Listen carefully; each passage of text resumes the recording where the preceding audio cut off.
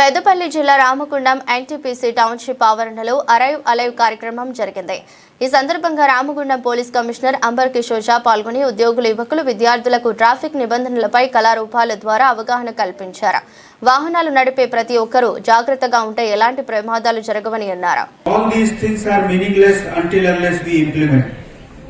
మేము ఎంత మాట్లాడినా, ఇక్కడ ఎంత చెప్పటి కొట్టినా, బయట వెళ్ళి ఈ behaviour doesn't change, result will not change. And my request is change must start. ఈ చేంజ్ మీతో ఈ రోజు ఇప్పటి నుంచి స్టార్ట్ ఉండాలి.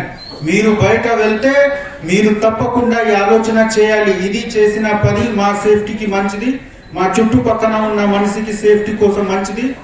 కొన్నిసారిగా మేము అన్ని విధంగా ప్రికాషన్స్ తీసుకున్నాము, కానీ మా పక్కన వాళ్ళు ప్రికాషన్స్ తీసుకోలేదు. ఆ కారణంతో నష్టం జరిగింది. Many a times this happens, you have taken all the precautions, but someone else has not taken, and that resulted into your loss.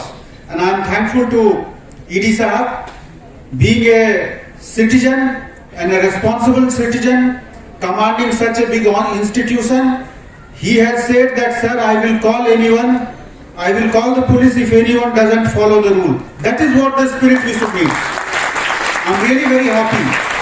ఈ విధంగా ఫీలింగ్ అందరు సిటిజన్స్ కి ఉంటే నేను తప్పు చేయము, మీకు తప్పు చేయడానికి అలౌ కూడా చేయము.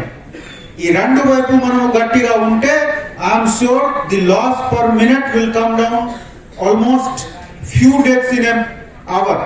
We can reduce it almost 70-80%. In developed country, if you see the data, the loss of human life because of road accident is very less compared to our country. We must value the life of our country. Every citizen is valuable. His son, daughter, brother, sister, something somehow related.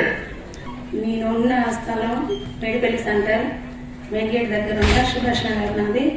నా పేరు బోరి లక్ష్మి, నా పెద్ద పేరు బోరి ప్రభాకర్. నేను చిన్న పిల్లలు ఉన్నప్పుడే నా భర్త చనిపోయాడు. అప్పటి నుంచి నా పిల్లలను చదువుకుంటూ పని చేసుకుంటూ పని చేసుకుంటూ నా పిల్లలను పోషించుకున్నా.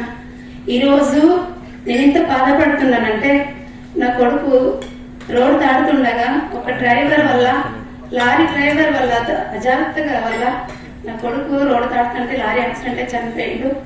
ఆ బాధ ఏ తల్లిదండ్రులకు రాకూడదు.